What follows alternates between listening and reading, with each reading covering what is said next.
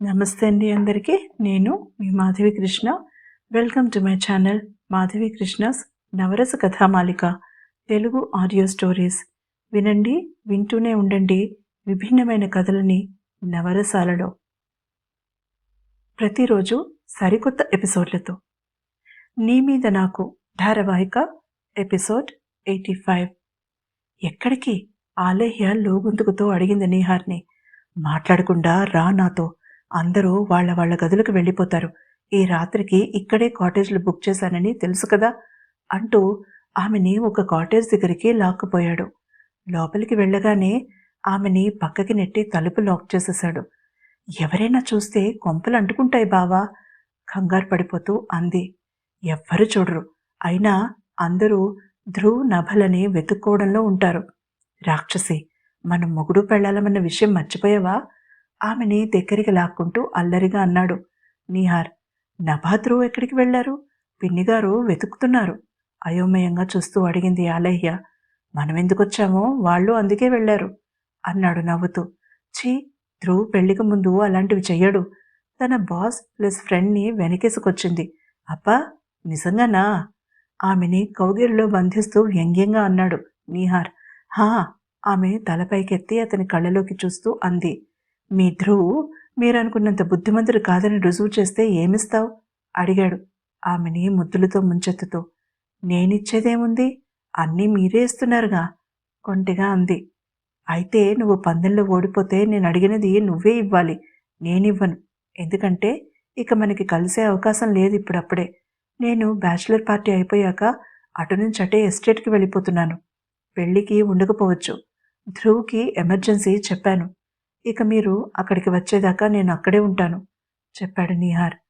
ఆమెకి బెంగగా అనిపించింది. కళ్ళలో నీళ్లు తిరిగాయి. ఎన్నాళ్ళిలా బావా అడిగింది బాధగా. కొన్నాళ్ళు అంటే సరిగ్గా 1 నెల. ఐ ప్రామిస్ అన్నాడు నీహార్ ఆమె కళ్ళ మీద ముద్దు పెట్టుకుంటూ. ఆమె అతన్ని అల్లుకుపోయింది. పందెం వేస్తావా లేకిప్పుడే అన్నాడు కన్ను గీటుతూ.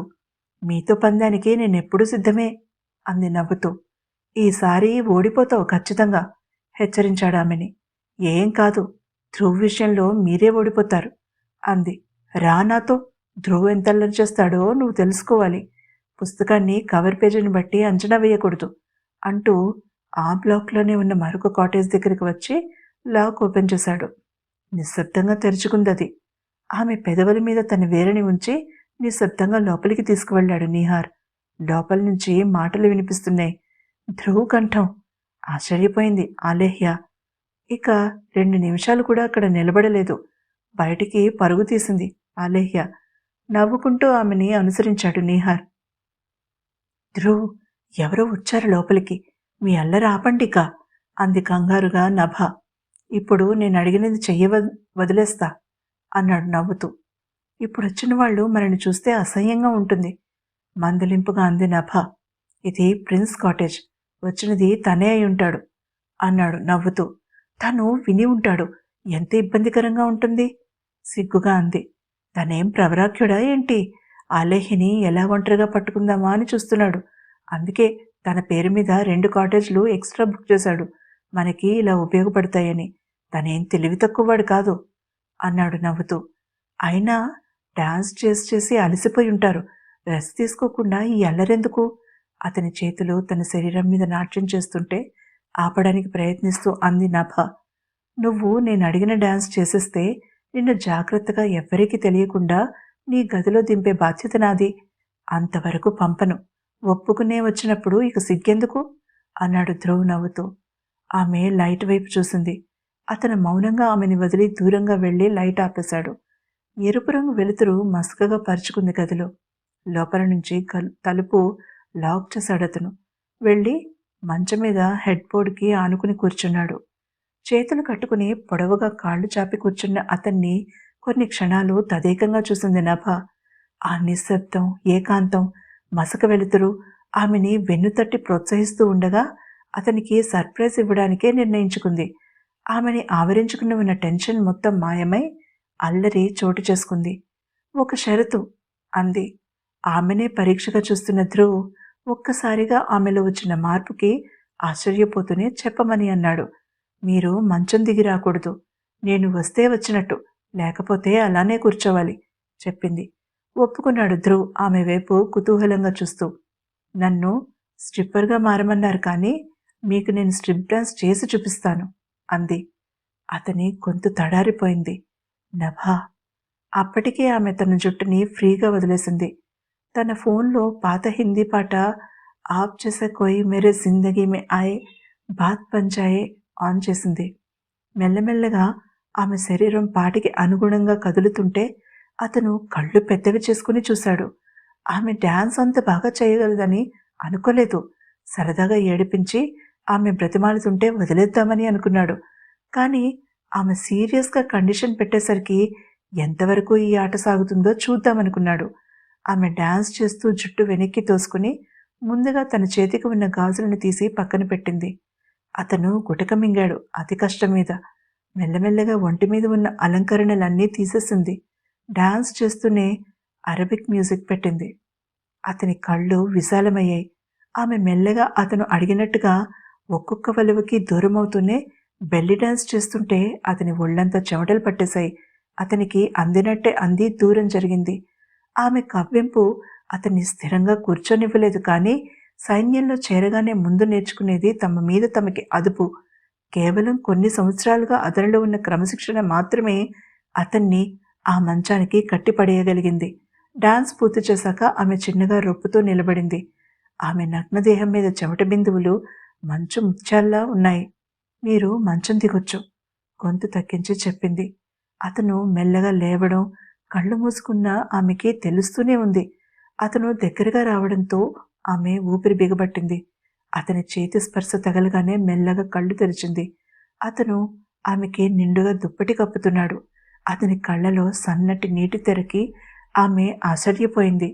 అతను తనని దగ్గరికి లాక్కుంటాడని ఊహించింది. ఆ రాత్రి ఆమె అతని కౌగిలిలో కరిగిపోతుందని అనుకుంది. కానీ అతను ఇలా భావావేశానికి లోనవుతాడని మాత్రం అనుకోలేదు. నభా. అతి కష్టం మీద గొంతు పిగుల్చుకుని ఆమెను పిలిచాడతను. ఆమె మెల్లగా కళ్ళెత్తి అతని వైపు చూసింది. ఇంత అందమైన గిఫ్ట్ ఏ అమ్మాయి అయినా తన కాబోయే భర్తకి ఇచ్చిందో లేదో నాకు తెలీదు, కానీ నాకు మాత్రం నువ్వే ఇచ్చావు. నిన్ను ఏడిపించాలని అనుకున్నాను. బ్యాచులర్ పార్టీలో స్ట్రిప్ టీజర్స్ ఉంటారని నిన్ను ఎగతాళి చేయాలని అనుకున్నాను. కానీ నేను తప్పు అని రుజువు చేశావు. నువ్వు ఒక అద్భుతం నభా. నీలో ఇంత టాలెంట్ ఉందని నాకు తెలీదు. దాన్ని గౌరవించాలి ముందు. అది నాకు తప్ప వేరే ఎవరికీ కాదని నువ్వు చెప్పకనే చెప్పినందుకు గర్వంగా ఉంది. I love you so much. మన పెళ్ళయ్యేదాకా హద్దులు దాటనని చెప్పాను. I stick to my word. కానీ ఒకే ఒక్కసారి నిన్ను కౌగిలించుకోనా ఇలా? తన అనుమతి అడుగుతున్న అతని వైపు ఆశ్చర్యంగా చూస్తూనే తల ఊపిందామె. అతని చేతులు తనని అల్లుకుపోగా తనని చుట్టుకుని ఉన్న దుప్పటికి మరింత దగ్గరగా లాక్కుంది నభ. నేను బయట గదిలో వెయిట్ చేస్తాను. కొన్ని క్షణాల తర్వాత చెప్పి అతను వెళ్ళిపోయాడు. ఆమె తన చెంప తడుముకుంది. కన్నీటి చుక్క. తనది కాదు, అతనిది. ఆ ఒక్క బిందువే మహాసముద్రమై ఆమెని సునామీలో ముంచేసిన అనుభూతి కలిగింది. హృదయం అంతా అతని మీద ప్రేమతో నిండిపోయింది. మెల్లగా డ్రెస్ చేసుకుని బయటకొచ్చింది. వెళదామా అడిగాడు. అంతవరకు కిటికీ దగ్గర నిలబడి ఉన్న అతను ఆమె వైపు తిరిగి. ఆమె మాట్లాడలేదు. అతన్ని తేరిపారా చూసింది. ఇప్పుడు అతని కళ్ళు మామూలుగానే ఉన్నాయి, డ్రైగా. అతను సర్దుకున్నాడని అర్థమైంది, కానీ ఆమె సర్దుకోలేకపోయింది. అతని దగ్గరికి వెళ్ళి గాఢంగా కౌగిలించుకుని అతని పెదవులు అందుకుని. అతను కాదనలేదు. ఆ క్షణం అది అతనికి కూడా అవసరమే అనిపించింది. ఆమె అలా చేయకుండా ఉండి ఉంటే అతని శరీరం భావావేశంతో నిండిపోయి భళ్ళున పగిలి ముక్కలైపోతుందేమో అనిపించింది. కొన్ని క్షణాల తర్వాత ఇద్దరు దూరం జరిగారు. ఎందుకు బాధపడ్డారు? నేనేమైనా తప్పు చేశానా అడిగింది నభ. అతను ఆమె నుదురికి తన నుదురు ఆనించాడు. నో నో నభ, నేను బాధపడలేదు. అలౌకికమైన ఆనందం అనుభవించినప్పుడు కూడా కళ్ళలో నుంచి నీళ్లే వస్తాయి అన్నాడు ఆమెని పొదవి పట్టుకుంటూ. అతని గుండెల మీద తలవాల్చింది నభ. అర్థమయ్యేలా చెప్పండి కల్నల్, రిక్వెస్ట్ చేసింది.